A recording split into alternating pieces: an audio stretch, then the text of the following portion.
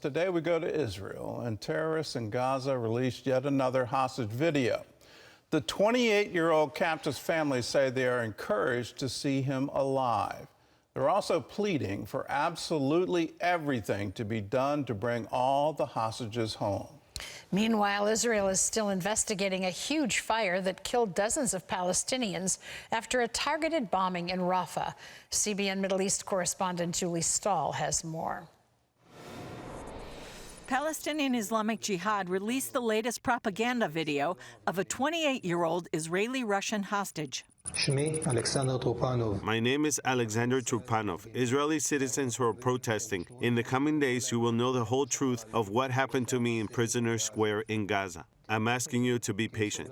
Trupanov's mother, grandmother, and partner were all kidnapped on October 7th and released during the November exchange. Seeing my Sasha on television today is very heartening, but it also breaks my heart that he has been in captivity for such a long time.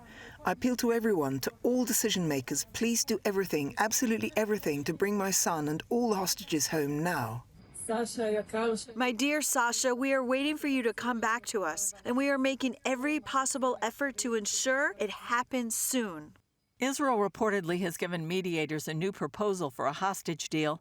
The stumbling block has been Hamas's demand to remain in power in Gaza and demand a complete Israeli withdrawal. Pressure is mounting on Israel after dozens of Gazans died after an airstrike on two Hamas leaders in Rafah. The IDF revealing what it knows so far about the bombing and subsequent fire that spread to a safe zone for civilians.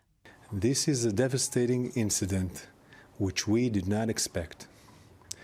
We're investigating what caused the fire that resulted in this tragic loss of life. The IDF said the strike was nearly a mile from the humanitarian area, with small warheads that couldn't have ignited the fire. We are looking into all possibilities, including the option that weapons stored in a compound next to our target, which we did not know of, may have ignited as a result of the strike. The U.S. is taking flak for not pressuring Israel to stop its operations in Rafah. The U.S. says Israel has a right to defend itself, and there's no U.S. policy change toward the Jewish state. If you think Hamas is just gone, they're not gone from Rafah or from Gaza. And if you think they've abandoned their genocidal intent towards the nation of Israel, think again, they haven't.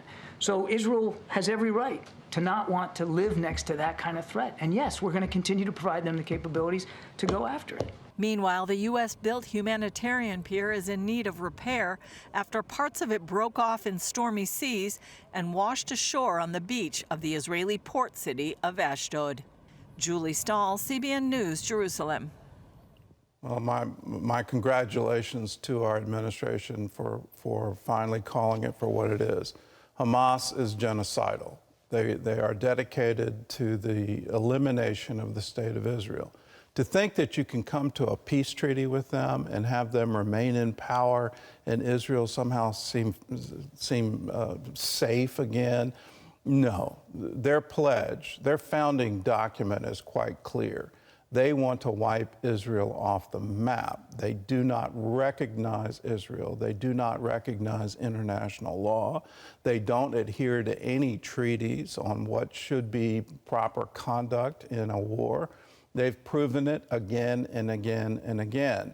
We need to pursue them until they no longer exist. They're no longer in power.